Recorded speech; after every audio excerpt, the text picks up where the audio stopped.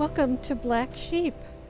Hi, I'm Nancy from Black Sheep Knitting in Needham, Massachusetts. We've been on a little hiatus. I went on vacation and I'm back with a summer cold, which I'm not happy about, but that's what happens when you travel. One of the things I was thinking about today was patience. I think in terms of knitting, I think it requires a good deal, knitting requires a good deal of patience. We are sometimes too impatient to get started. We're too impatient to finish. We're too impatient and we don't want to take something out because, we want to get something finished in a hurry. And you really can't do that with knitting. There are some things, and if you're a really good knitter and you have a lot of experience, you can hurry through some things. But all in all, I think you need to think about what you're doing. You have to find the right pattern. So it takes a little patience to maybe go on Ravelry and look for a long time. It takes patience then to pick the right yarn. And if you're in a yarn shop, hopefully or in our yarn shop, we always help people. But be patient enough that you look around and explore all the possibilities. And if you're ordering yarn, say for instance from our online store, be patient to get it. If suppose you order something on a Saturday and we're closed on Monday, so we're not back in the shop till Tuesday. And we try to get orders out right away, but we might not get it out till Wednesday. And then if you put it in the U.S. mail, which is what we do, we can't guarantee that it's going to get to you by Saturday. We don't know. We have no control over that. So you do have to be patient when you order yarn. I ordered something recently, and I think it was 2 or 3 weeks, and they wrote me a note when I got it and said, thank you for your patience. We were on vacation. And so you need to understand that we're not Amazon. Amazon has the ability to, and you don't have to necessarily be patient because it will get to you the next day or the same day sometimes. But that doesn't generally happen with yarn. So that said, Have 2 projects going at once. Robin's saying have 2 projects going at once, because if you're waiting for yarn for another one, you can pick up the second project and work on that. I think it's always a really good idea to have 2 projects. One could be an easy one could be more complicated. So if you get to a part, and that happens to me all the time, I get to a part that I just don't feel like doing this anymore, or I can't figure out some part of it, or some part of it's taxing my brain in a way that I don't want it to. I put that away and I pick up the other easy one. And then when it feels right, I go back. So think about that. Don't be in a hurry. Don't think your local yarn shops or your online stores are Amazon.com or Amazon Prime, because they aren't. There are some bigger companies. I think if you order from probably, I don't know where, but you might get things quickly. On a bright note, the Andrea Mowry Rhinebeck sweater came out recently, and the name of it is it's funny, Ooey Gooey it's called. It might be because the pattern kind of drips. It looks like it drips. Robin's going to put it up there so you can see it. But I wanted to show you some kits that we put together for it. And we have a KAL. And we have a knit along here in the shop on Saturday afternoons at 3. So if you want to come and join us, and hopefully, you won't need much help, but I wanted to Robin's going to do one, and for her, it's her first colorwork project. For stranded. Stranded colorwork. So I wanted to give a little piece of advice. This is one of the kits we've put together, and this is Patagonia and dyed in the wool from Spin Cycle.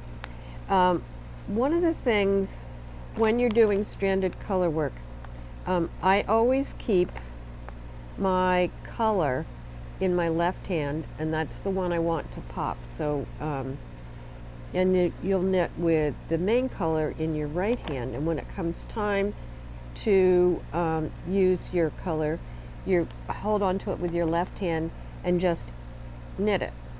Now, if you have, and I'm not familiar with the pattern, so I don't know how many stitches are in between each use of the color, but if it's more than 4 stitches, you're going to want to catch your float, which is the float is the strand of yarn that goes between where you put the last color in your color work and the next. So if it's 3 or 4 stitches, you don't need to catch your float, and a lot of people don't do this at all.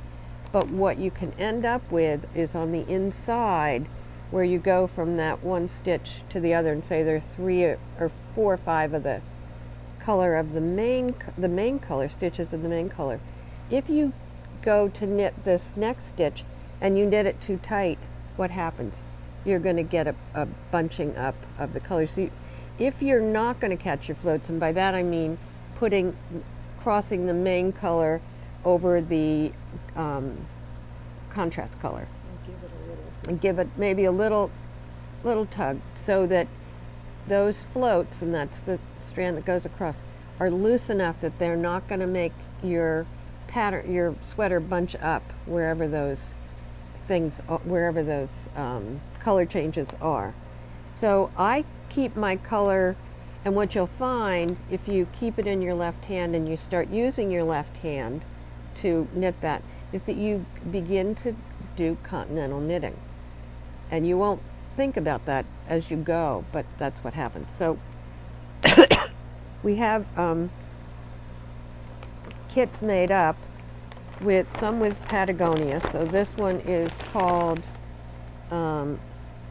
Cinnamon and the Family Jewel is one of them, and Patagonia is a really lovely yarn. We have another one here which is with dyed in the wool and North Bay Fibers Elemental Sport, and this is deep dive and lapis, so very pretty combination. I did my Alpine Bloom sweater in the North Bay Fibers Elemental Sport, and I very much liked knitting with it. Sorry for the crinkle. Here's another crinkly one. This is Jiggins and Dear Diary. I'll show you that one, and that's Jiggin is a beautiful color of the North Bay Elemental. And somebody was in the shop yesterday from Warsaw, Poland, and she said, "Oh, I want some American yarn." Well, this is American yarn. This is all American. It's 100% Cormo, and I think it's all completely sheep raised here, and it's dyed and spun in the U.S. So that's a nice one. So here's another kit with Patagonia in the ivory, and the Spin Cycle dyed in the wool in snow cone. And if you see, these are 2 of the same color, but when you get yarn from them, they are frequently, the same colorway doesn't look the same, which I find is really helpful because it makes the color work more interesting, I think. I don't think they need to be exactly the same, and you frequently are not going to get the same, because that's just how they do it. Another one here is Patagonia, and it's Seafoam and Cold Comfort. And this is it's very subtle, so if you want one that's kind of a more neutral, it's not screaming at you. And this has pinks and some of the green that's in the main color. I think it's a really pretty I think you would really like this one. It's got soft pinks and there's a little bit brighter pink. I think that could be fun if seafoam is your thing. And here's a beautiful fall one. So if you are doing a Rhinebeck sweater for the Rhinebeck Yarn Festival, and I talk about that, I say Rhinebeck. A lot of people don't know necessarily what I'm talking about. It's the New York Sheep and Wool Festival that happens in Rhinebeck, New York on the weekend of October 17th. And it's on, there's a whole bunch of other things, little woolen affair and some other things going on that Friday. And then the actual Rhinebeck is Saturday and Sunday. It's a lot of fun and a ton of yarn. And people do, so Andrea Mowry does every year a design, and she announces it in July so people have time to knit it. And then at the fair on Saturday, at the fair in the afternoon, there's a hill where everybody comes, I think at 2 o'clock, wearing their Rhinebeck sweater, and you get to see everyone. So here's another one. This is a great one for fall. This is pumpkin seed and every rose. Wow. I hadn't noticed that one before. It's quite pretty, I think, with these dark greens and then the Take one out. golds. It's prettier out than it is. You know, it's brown, but it isn't. So this is it out.